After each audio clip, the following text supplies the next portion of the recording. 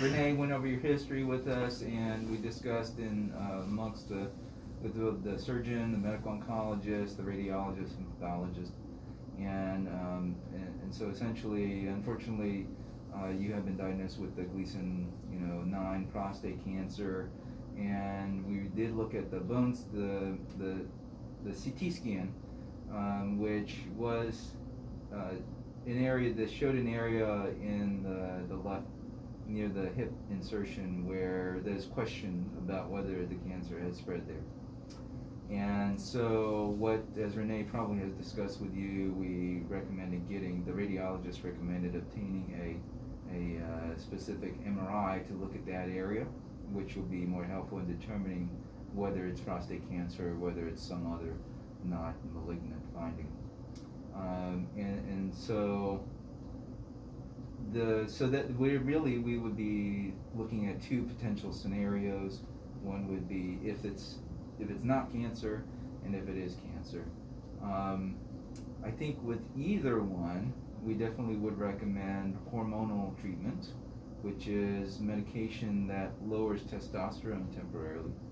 And the reason that's important is because prostate cancer feeds on testosterone, and it's been well shown with research that by lowering the testosterone, that is beneficial in terms of improvement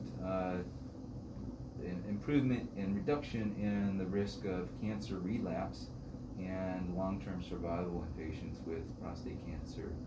So as far as treatment to the prostate goes, even if that area does end up being prostate cancer, it has been shown that radiation to the prostate is still beneficial, and so that's what I would recommend. And so what that would be approximately 7.5 to 8 weeks of daily radiation treatment. And so each treatment's going to be roughly 30 or 40 minutes a day. And that would be targeted at your prostate and possibly also the lymph nodes around the prostate, which are known to be sometimes harboring prostate cancer. They may not show up on the scan. So that's what I would be targeting during that radiation treatment. And that would be while you're on hormone therapy. So we would start the hormone therapy first, and then the next step would be to bring you in and obtain special scans here in our department in order to create the blueprint for the radiation treatment. And then once your radiation treatment is done, if that bone lesion is thought to be prostate cancer, then we would target that bone lesion with an additional 5 focused treatments of high-dose radiation to that area. And then after that, I would have you meet with our medical oncologist, who would discuss with you about the possibility of adding additional treatment, what we call second-generation hormonal treatment, which would be given as well as the initial hormonal therapy. And so that would be the treatment approach that we recommended. We did, for sake of completeness of discussion, we did discuss the potential for surgery, because many patients have that question, should I have surgery to have it removed? And the surgeon felt like the benefits of having surgery would be questionable as compared to just doing the radiation. And the reasoning behind that is because we can see on the MRI scan that your cancer appears to be invading into the seminal vesicles, which are... So what's happening is that you're saying that right now we're starting to see spread, so obviously the surgery would not help because we're already seeing the early spread, is what you're saying. Well, they would be removing the prostate and the seminal vesicles. Normally that's what is done. But when patients have seminal vesicle invasion, there is a need to do radiation afterwards because the risk of relapse after surgery is high. So the surgery alone would not be curative in most instances when that is seen. And the radiation which would need to be done is almost about as much radiation as you would get had you not had the surgery. Whereas the surgery does have potential side effects, including incontinence, leakage, need to wear pads, potential damage to the nerves, and post-operative complications such as poor healing and Confidence level on a scale from 1 to 10, with 10 being the highest, what is your confidence of spreading? Right now? We should probably clarify. Many people when they talk about spreading, so there's really two forms of spreading. Mm-hmm. So one is local spreading, just in the vicinity into neighboring structures like Right. the seminal vesicles. Local metastasis, I got that. Correct. Okay. And the other is metastases, either into the lymph nodes or into bone, and there's a difference between those two as well. So your suspicion is that it's in the bone, which is my hip bone. We do, yes. But the MRI will help us make a better estimation on what the likelihood is there. However, we have data recently which shows that in the past, what used to be the case was if we knew the patients had disease in the bone, we would no longer recommend radiation to the prostate because, the old saying goes, the horse is out of the barn, right? So Right. what point was there to treating the prostate? Now we know that that's not necessarily true, in that the prostate still is the greatest harbor of the cancer cells, and that by treating the prostate, we reduce the chance that more cancer cells spread from the prostate to other areas.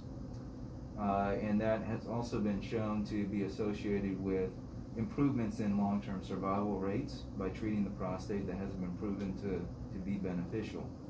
And then the other perspective is that when patients have only a few places where it has spread, even to bone, that by aggressively treating all those places that we can see the cancer, that some of those patients seem to have very long rates of relapse-free survival.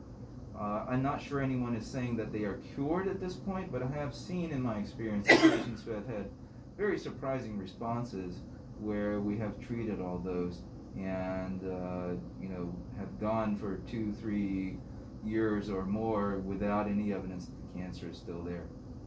Tell me the difference between radiational treatment versus chemotherapy. Where right now we would not be favoring chemotherapy. Chemotherapy does have a role sometimes in prostate cancer, but it's often once the hormonal therapy drugs have been used and are no longer effective. So the first method of drug therapy for prostate cancer is hormonal therapy, because prostate cancers are very sensitive to hormone manipulations, and therefore that is the most effective way to treat the prostate cancer. And so in a way, what the hormone therapy offers is targeting, both helping the radiation work by synergizing with the radiation, but also because the radiation is not going to be treating every area of the body that is potentially at risk of harboring prostate cancer, the hormone therapy is systemic, throughout your body, and that's the goal with adding the hormone therapy. So with hormone therapy treatment, you're talking about a regimen that lasts about a month or 2 months, or are you talking about a year of hormone therapy and all that? I would suggest that we do 2 years of the hormone treatment.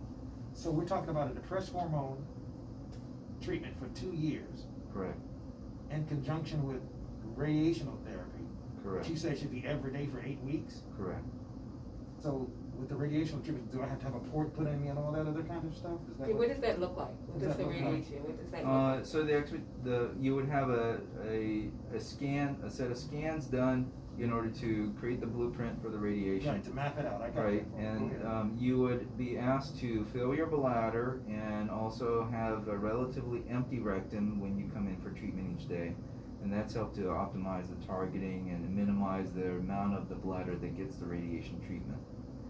And essentially, it's just coming in, you're going to feel like you're having a scan done. It's about 15 minutes 10 to 15 minutes on the treatment table. The machine moves around you. They turn on music for you. You just lay still. And then once a week, you would see myself or the doctor performing, prescribing the radiation treatments. Towards the end, we would check your PSA levels and look for a reduction in the PSA by that time. And then after that, if you are being treated to the bone in that area on the left side, then you would get an additional 5 treatments just targeted to that.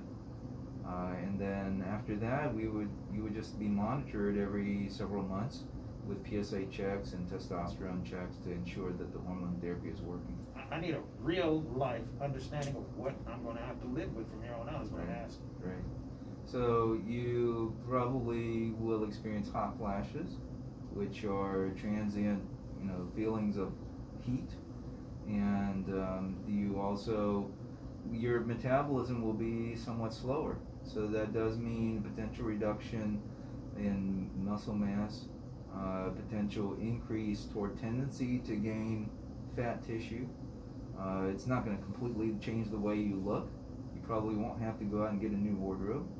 But, and particularly if you exercise and you're watching what you eat, I've had other men who are, similar in age to you who have managed to not gain weight and continue to be able to exercise at a high level. Our first urologist, so the whole spreading to the bone wasn't on our radar before we got here. So some of the research and stuff, at least I know that I've been doing and we've been talking about.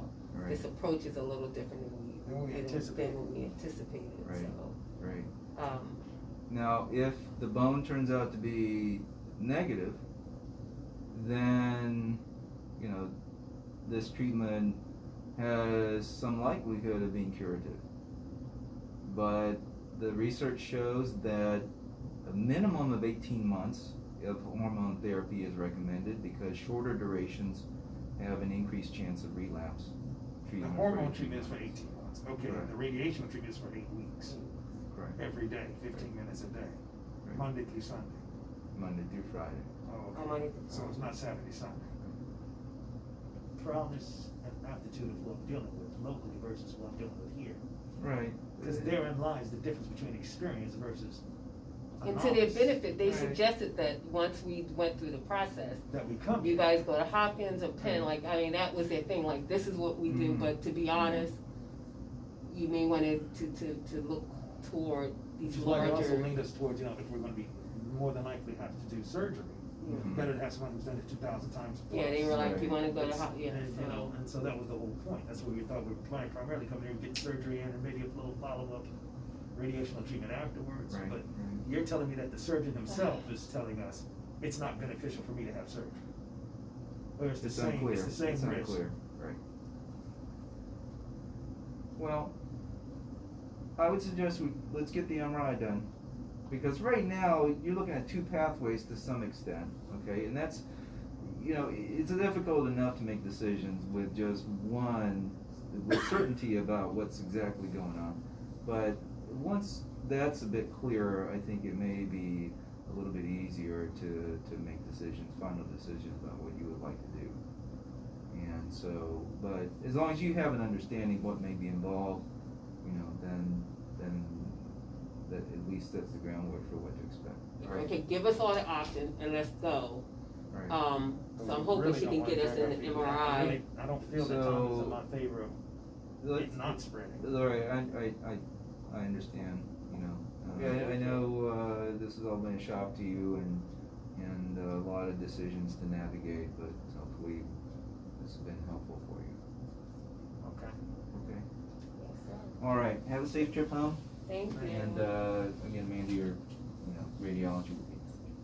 Okay. Thank and, you. And don't forget to pick up the prescription. We'll put that Yes. in. You good?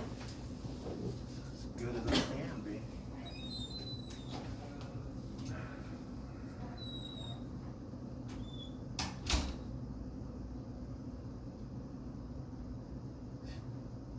No surgery, but all the rest of this stuff.